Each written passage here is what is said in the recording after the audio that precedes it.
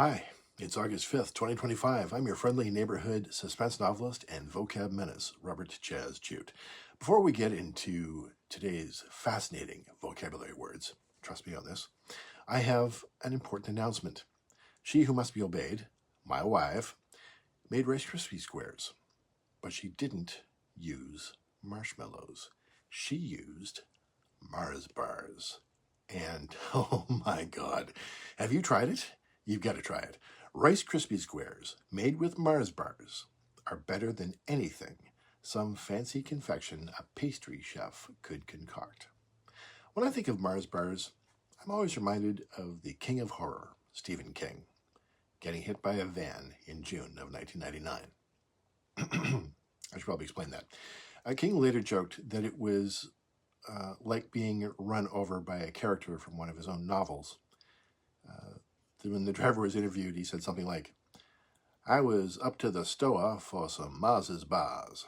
They had a sale on Mars's bars. Anyway, my dog was getting into the groceries in the back seat, getting at my meat. I was trying to stop him and steered into this man walking along the side of the road. Stephen King's pelvis was, well, it went sideways, and now he doesn't know whether he's coming or going." Anyway, it won't make you live longer, but Mars Bars Rice Krispie Squares will bring you a scintilla of joy amid your usual crushing existential dread. No sponsor, just a grand recipe. Now that I've got that off my chest, let's delve into dread.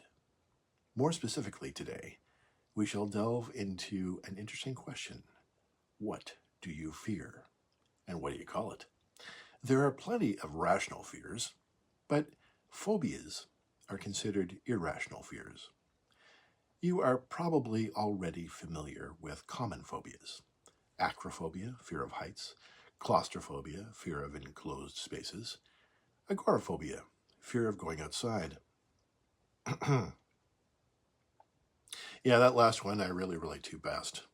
I mean, I write my books from my blanket fort in a basement, and that's my happy place. Outside is where the people are, and people are friction, and that can't be good. Anyway, let's discuss more exotic fears and their terms.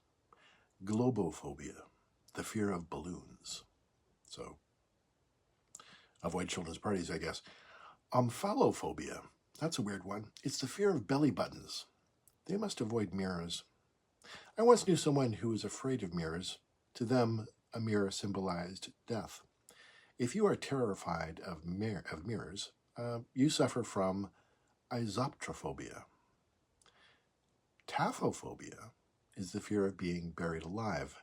So, Kill Bill must have been really rough on those people, and they didn't get a trigger warning. The fear that got my attention most, because it must be a newer term, is nomophobia. That's the fear of being without your phone or being unable to use it. I think most of us have had the experience of feeling naked without our mobile technology. It's so useful and, GPS and all that. But nomophobia, this fear dials up the anxiety way up to 11. Anyway, finally today, this is the most interesting one to me, really. Phobophobia, the fear of fears. And man, that is meta. I mean, how do you stop that? How do you know when you're done? Are you ever done? It sounds like extreme fear on an infinite loop. Your challenge today is to use one of these terms in casual conversation. Do that, and you too can become a vocab menace, which is all of our goals, really. Surely. Please like, share, and subscribe. And to support my work further, get links to all my fantastic fiction on my author site, allthatchaz.com. Chaz is spelled with 2 Z's, 2 Z's if you're nasty. Happy Tuesday.